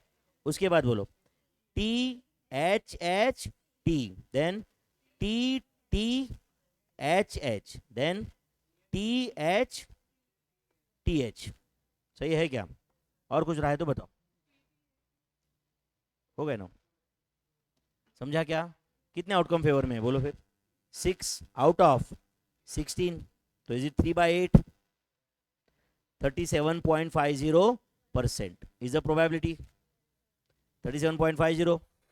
नेक्स्ट बताओ 3 टेल्स के लिए, जल्दी बताओ बच्चों, 3 टेल्स के लिए। अब यहां पे प्रोबेबिलिटी लिख रहा हूं मैं, समझ रहे हैं ना? अब बोलो 3 टेल्स के लिए, H triple T, then T H T, then T H T, then triple T H, बस answer is 4/16, that is 1/4, is it 25%? Next, at least 3 tails, at least 3 tails मतलब या तो 3 टेल या 4 टेल। चलो बोलो T H, then T H T, then T H T, then H T, ये अभी वाले 4 लिख दिए मैंने, ये 3 टेल्स हो गए, एंड चारों टेल भी चलेगा, यस और नो? तो आंसर इज 5/16, तो 5/16 इंटू 100 परसेंटेज 31.25%, 31.25%, सही है। एटमोस्ट 3 टेल, तो 0 टेल चलेगा, 1 टेल चलेगा, 2 टेल चलेगा, 3 टेल चलेगा, तो कहना है से ऑल एक्सेप्ट टी, सही है क्या? चारों टेल ये छोड़ के सब चलेगा, तो आंसर इज 15/16, तो 15/16 answer is 93.75%, 93.75% is a probability of getting, बोलो, at most 3 tails, at most 3 tails, समझा आप बच्चों? अब इस टाइप के क्वेश्चन में कुछ है difficulty? Next, a dice is rolled once, dice मतलब कितने आउटकम्स होते हैं? 6, what is probability of getting 3 points? 1/6, अरे 3 पॉइंट मिलना ये एक आउटकम है out of 6, what is probability of getting 4 point? 1/6, 1.1, कुछ भी पॉइंट मिलने का चांस 1/6 ही रहता है। अब बोलो एटमोस्ट 3 पॉइंट्स, तो 1 पॉइंट मिला तो चलेगा क्या? चलेगा। 2 चलेगा क्या? 3 चलेगा क्या? 0 चलेगा क्या? 0 होता ही नहीं भाई, 0 आने कहाँ से वाला है? तो क्या आंसर है बोलो इसका? 3/6, दैट इज 1/2। परसेंटेज में आंसर बता सकते हो आप। एटलीस्ट 5 पॉइंट्स, बोलो 5 चलेगा, 6 चलेगा, मतलब कितना? 2/6, 5/6 मुश्किल है। एटलीस्ट 5 पॉइंट भाई, 5 चलेगा, 6 चलेगा। How many outcomes are in favour? 2 out of 6। हाँ, कैसे, कहां से लाए तुमने 5/6? एटलीस्ट 5 पॉइंट तुम बता रहे थे मेरे ख्याल से 5/6, या नहीं? मुझे सुनाई दिया रहेगा 5। अच्छा 5 चलेगा, 6 चलेगा, ऐसे बोल रहे थे क्या? समझा क्या answer? Next, odd number of point, बोलो 3/6, क्या क्या चलेगा? 1 चलेगा, 3 चलेगा, 5 चलेगा। प्राइम नंबर एज पॉइंट 3/6, कैसे? 2 चलेगा, 3 चलेगा, 5 चलेगा, सही है। तो चलो 1/6 का आंसर, कैन आई से इट इज 16 2/3% या 16.6666%? देन इसका भी आंसर 16 2/3%, इसका भी answer 16 2/3%। 1/2 is it 50%? This is 1/3, that is 33 1/3%. Next 3/6 is 1/2, is it 50%? Next 3/6 is 1/2, is it 50%? तो जो भी है परसेंटेज में भी आंसर आप दे सकते हो, समझा ना? ऑप्शन में क्या दिया उस पर डिपेंड करता है ना यार, ये तो हम थोड़ी डिस्क्रिप्टिव पेपर लिखने वाले। तो 1 dice is rolled, what is probability of getting 3 points, 4 points, 1 point, ये एटमोस्ट 3, एटलीस्ट 5, सबको समझा क्या आप? Odd number of points, prime number of point, even number of points का क्या चांस रहेगा? 3/6 50%, probability of getting even number of points is also 50%। ये 1 dice are rolled था ना बच्चों। Next, a dice is rolled twice, या अ dice is rolled twice बोलेंगे या 2 डाइस आर रोल्ड ऐसे बोलेंगे, समझा क्या? 2 dice are rolled is one and the same. तो 2 डाइस आर रोल्ड में कितने आउटकम्स रहते हैं? 36, 6 का पावर 2, समझा क्या? कौन से आउटकम्स होते हैं 36 बताओ? 1 1, 1 2, आप भी लिखो उधर, 1 3 लिखो बच्चों आप, 1 4, 1 5, 1 6। इसका मतलब 36 आउटकम्स कौन से विजुलाइज होता है क्या?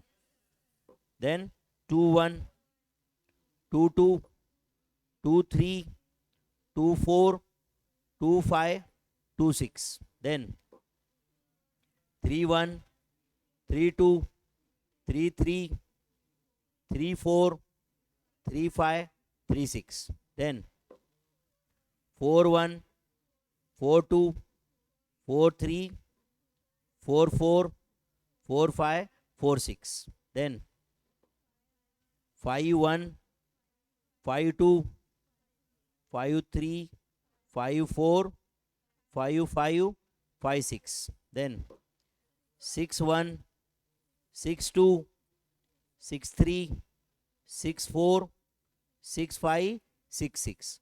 तो ये क्या है अभी जो लिखे हमने, बोलो?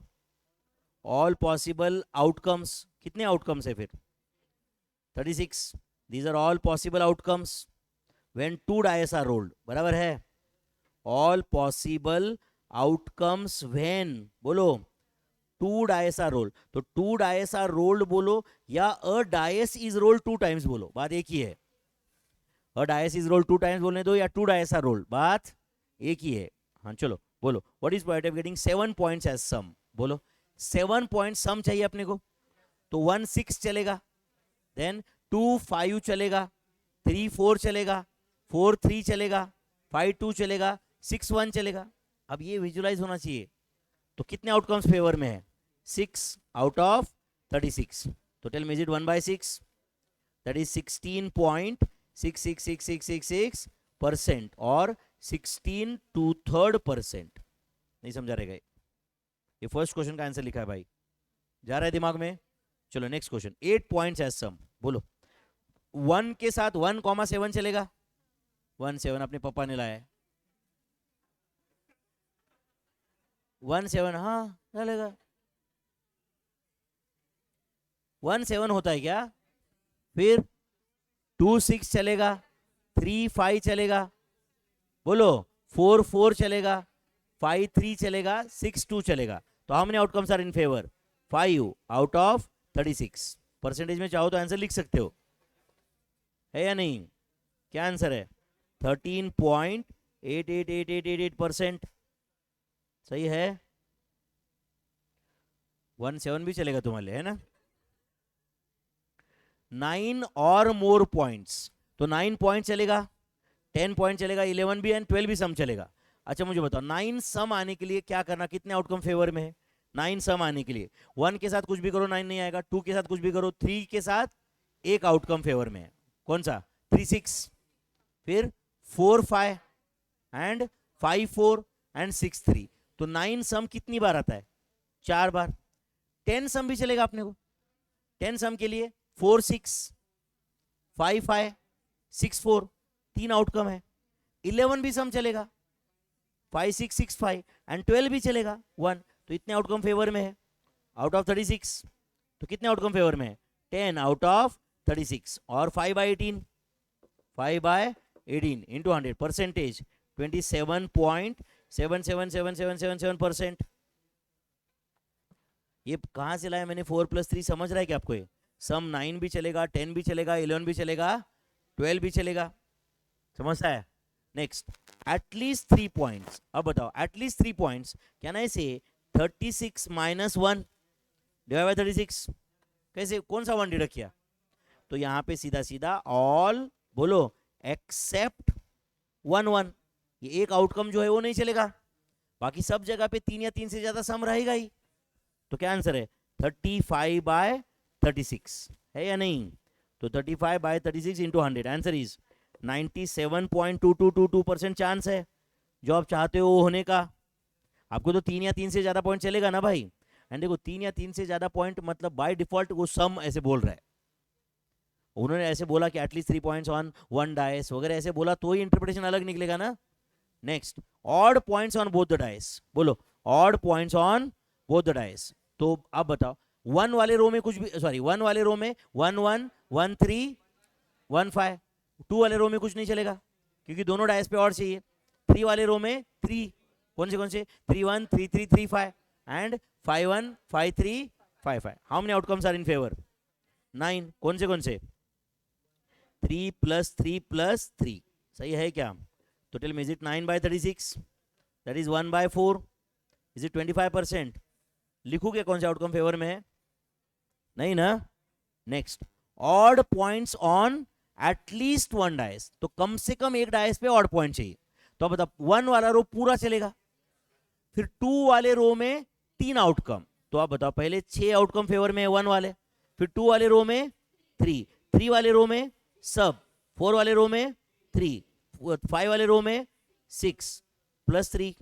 नहीं समझा आपको? Odd points on at least 1 dice मेरे भाई, मतलब एक डाइस पे भी ऑड रहा तो चलेगा, दोनों पे रहा तो भी चलेगा, आउट ऑफ 36। तो tell me, is it 27/36? Is it 3/4? 75%, सही है। Next, even points on both the dice. तो अब बताओ even points on both the dice, तो 1 वाले रो में कुछ भी नहीं चलेगा, 2 वाले रो में 3, कौन से 2-2, 2-4, 2-6, फिर 4 वाले रो में 3 एंड 6 वाले रो में 3, आउट ऑफ 36। तो 9 आउट ऑफ 36, 1/4, 25%। नेक्स्ट, 5 और 7 पॉइंट्स, 5 और 7 पॉइंट्स। तो बोलो 5 पॉइंट के लिए कितने आउटकम फेवर में? 4, कौन से 1-4, 2-3, 3-2, 4-1 एंड 7 पॉइंट के लिए कितने आउटकम फेवर में? 6, 1-6, 2-5। समझता है क्या आपको? ये आउट ऑफ 36 कुछ गया दिमाग में? 10 out of 36। Is it 5/18? Is it 5/18? Answer is 27.7777%, सही है। Next, sum as a prime number, sum as a, तो बताओ सम 2 चलेगा क्या? तो 2 सम आने के लिए एक ही आउटकम है, नहीं समझा आपको? बराबर है। सम 3 चलेगा क्या? तो 3 सम आने के लिए 2 आउटकम है, 1-2-1। सम 5 चलेगा क्या? तो 5 आने के लिए 4 आउटकम फेवर में है, इतना समझता होगा ना अभी। सम 7 चलेगा क्या? ये 7 भी प्राइम नंबर है, उसके लिए 6 आउटकम फेवर में है। सम 9 चलेगा क्या? नहीं चलेगा। सम 11 चलेगा क्या? यस। उसके लिए कितने आउटकम है? 2 आउट ऑफ 36। एंड सम उसके बाद में 13 चलेगा, बट 13 तो सम होता ही नहीं है। यस और नो? तो is it 15/36? That is 5/12। Do you agree? 5 divided by 41 point, या यू कैन से 41 2/3%। सही है क्या? 41.6666%। Next, odd points on at least one dice. मेरे ख्याल से ऑलरेडी हो चुका है वो। कौन सा? ये odd points on at least one dice. Same question है नहीं तो? है नहीं? Next, sum as odd number. Sum odd number, तो ये तो बहुत सिंपल, 18/36। आधी बार सम ऑड रहेगा, आधी बार इवन रहेगा ना यार। यस और नो? कैसे बोलो? Sum odd number. अब मुझे बता, पहला 1 1, सम क्या है? इवन। 1 2 ऑड। तो कब पूरे एंड तक एक ऑड एक इवन, एक ऑड एक इवन रहता है ना? तो answer is 1/2, that is 50%। 1/2 that is 50%। सही है बच्चों? कुछ गया के दिमाग में? Next, a card is drawn from a well shuffled pack of how many cards? 52 cards. What is probability of getting? What is probability of getting? हाँ चलो बोलो। A diamond 13C1 divided by 52C1। देखो बच्चों, इस chapter में भी बहुत दुनिया भर के क्वेश्चन आएंगे, समझ रहा है क्या? पूरा का पूरा कंसेप्ट इधर क्लियर हो सकता है। ध्यान दो, इग्नोर मत करो मेरे भाई। Measures of central tendency dispersion में शुरुआत में लगा कि हाँ चलो इतने क्वेश्चन है, एंड तक देखो क्या क्या कवर किया है मैंने, समझा है नहीं? एंड पहले वाले जो पॉइंट थे वो भी वापस वापस वापस वापस लिए कि नहीं, for your revision purpose. And मैं वापस बता दूं, लास्ट बैच के स्टूडेंट्स इसका प्रूफ है कि जो तुम्हें वो लॉ और मैथ्स के पेपर के बीच में जो टाइम मिलता है, उसमें अगर तुम खुद पहले से लिखोगे एंड तुमने साथ में मेरे ये सॉल्व किया हुआ है, तो तुम ये पढ़ सकते हो पूरा बुक। अच्छा मुझे बताओ, 2 दिन मतलब कम से कम एक 12-15 घंटे तो पढ़ सकते हो तुम। 12-15 घंटे में ये बुक पढ़ना है। कितने बुक के पेजेस है? 360। 360 में वो कोट वोट निकाल दो, 340 पेजेस है। 340 घंटे डिवाइड बाय 15, बोलो एक घंटे में 22 पेजेस पढ़ना है। मुश्किल है क्या? 1 मिनट में 3 पेजेस। 1 मिनट में 3 पेजेस मतलब ऐसे 1 2 3, समझ है क्या? 3 फुल नहीं। मुश्किल है क्या? कुछ भी मुश्किल नहीं है, देखना। क्या बहुत ज्यादा हो रहा है 1 मिनट में 3? 1 घंटे में 3 आ रहा है? क्या आ रहा है? 360 पेजेस कितने घंटे में? 15। तो 1 घंटे में 24 पेजेस है, बराबर है कि नहीं? 1 घंटे में 24 पेजेस है, तो 1 घंटे में 24 पेजेस मतलब 1 मिनट में कितने हैं? 1 घंटे में 24 ही पेज पढ़ना है भाई। तो 4 पेजेस 1 मिनट में। 1 मिनट में 4, तो 1 घंटे में 240 होते। आधा पेज, अराउंड आधा, उससे भी 0.40 ही है।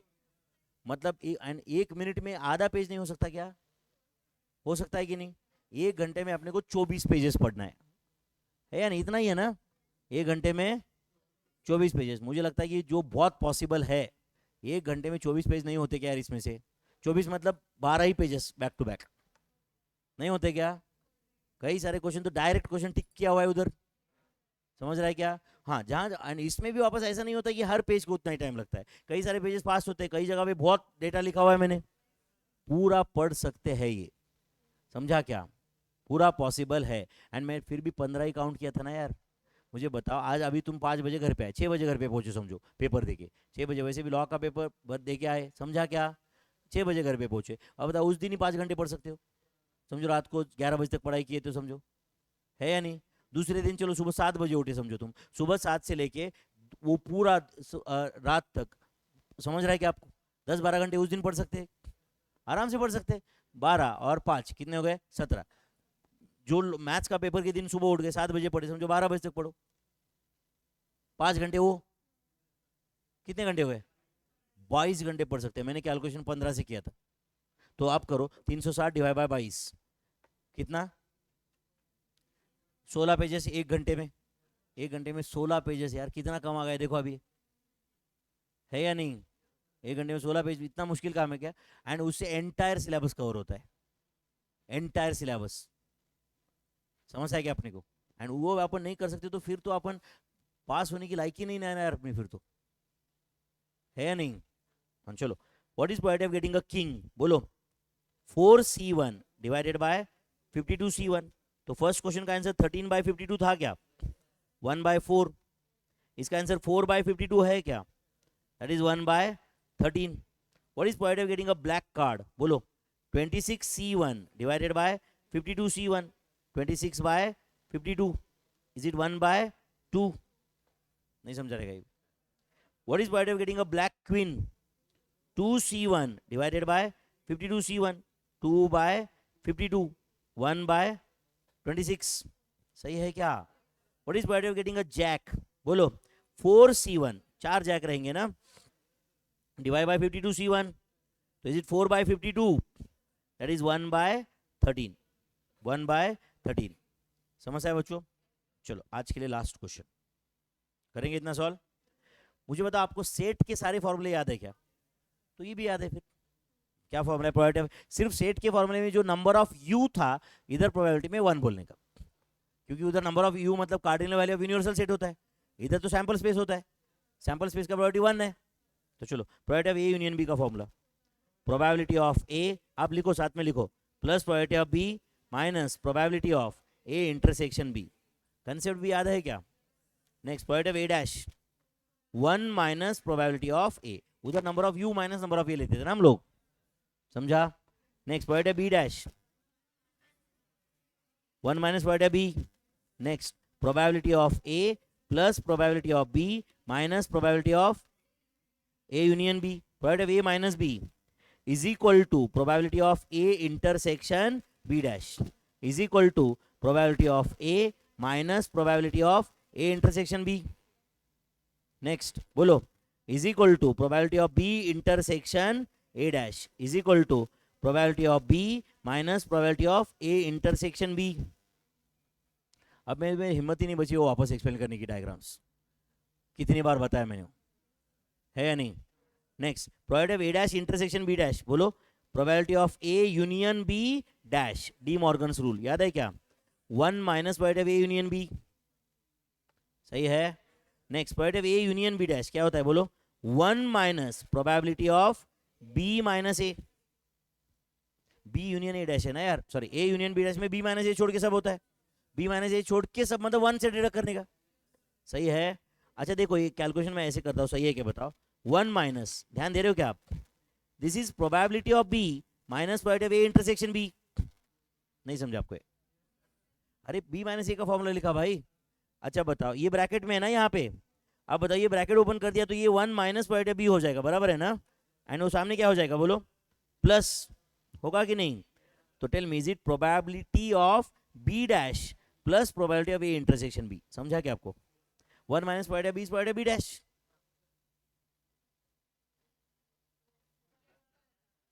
हो रहा है process? Probability of B union A dash क्या होता है बोलो? 1 minus probability of A minus B. तो 1 माइनस ए माइनस बी का फॉर्मूला क्या था? प्रोबेबिलिटी ऑफ ए माइनस था जो ब्रैकेट ओपन होने के बाद प्लस हुआ, तो tell me is it equal to probability of A dash plus probability of A intersection B. सही है क्या? चलो probability of A delta B का फॉर्मूला बताओ।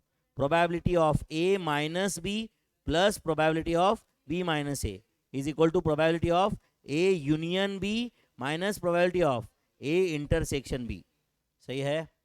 Next A union B union C, probability of A plus probability of B plus probability of C minus probability of A intersection B minus probability of B intersection C minus probability of A intersection C plus probability of A intersection B intersection C. I hope at least ये basic फॉर्मूले याद है आपको, है या नहीं?